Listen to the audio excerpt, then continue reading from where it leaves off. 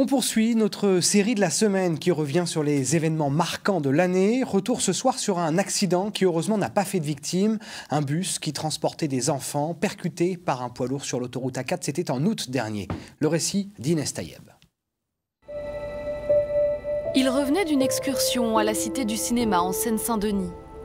Sur le trajet du retour, les passagers ont été victimes d'un grave accident. À l'intérieur du bus, des enfants. Ce jeudi 16 août, le bus transporte 27 enfants d'un centre de loisirs de la Meuse. Un pneu crevé contraint le chauffeur à s'arrêter sur la bande d'arrêt d'urgence. Soudain, un camion heurte violemment le bus. L'accident se produit à la frontière de l'Aisne et de la Marne. Des équipes de secours des deux départements se rendent sur place. Nous avions 17 sapeurs-pompiers de l'Aisne et 40 sapeurs-pompiers de la Marne. Et je souligne ici l'excellente collaboration entre les deux départements. À l'arrivée des secours, 9 blessés sont à déplorer, adultes et enfants. Une fillette est gravement touchée à la jambe. Elle continue aujourd'hui encore à être soignée. Ce soir-là, toutes les victimes, enfants, chauffeurs et accompagnateurs, sont transportés au CHU de Reims, où une cellule psychologique a été mise en place. Ils sont pris en charge par des psychologues et des médecins, psychiatres, qui sont chargés d'évaluer l'impact ou le ressenti qu'ont eu les personnes de ce qu'ils ont vécu. Certains parents se rendent à Reims pour récupérer leurs enfants.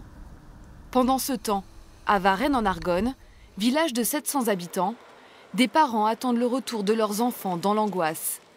Il est 3h30 du matin quand 5 enfants, un animateur et le directeur du centre de loisirs descendent du bus, choqués par ce qu'ils viennent de vivre. Tous, à vrai dire, sont très traumatisés. Ils pleurent, ils sont pas... Ils ont vu le choc arriver en fait et du coup ils sont tous traumatisés.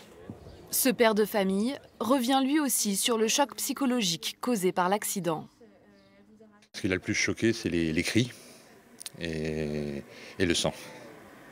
Il y avait du sang partout. Ils étaient criblés de morceaux de verre. On en avait plein sur elle. Elle est choquée. Forcément, elle est choquée. Que s'est-il passé ce 16 août? Pourquoi le conducteur du poids lourd a-t-il quitté la route? Le chauffeur, un Français de 26 ans travaillant pour une entreprise belge, a été placé sous contrôle judiciaire. Le procureur de Soissons s'exprimait dans la presse juste après l'accident. Voilà ce qu'il disait de l'affaire. Certains des témoignages pouvaient nous laisser penser que le chauffeur poids lourd a mordu sur la bande d'arrêt d'urgence bien avant de percuter le car quelques centaines de mètres avant.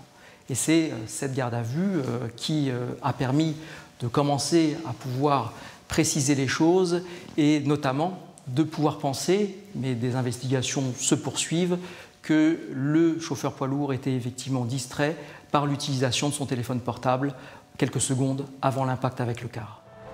Une information judiciaire a été ouverte. Les investigations sont toujours en cours. À Varennes en Argonne, les courageuses victimes se remettent peu à peu de ce choc.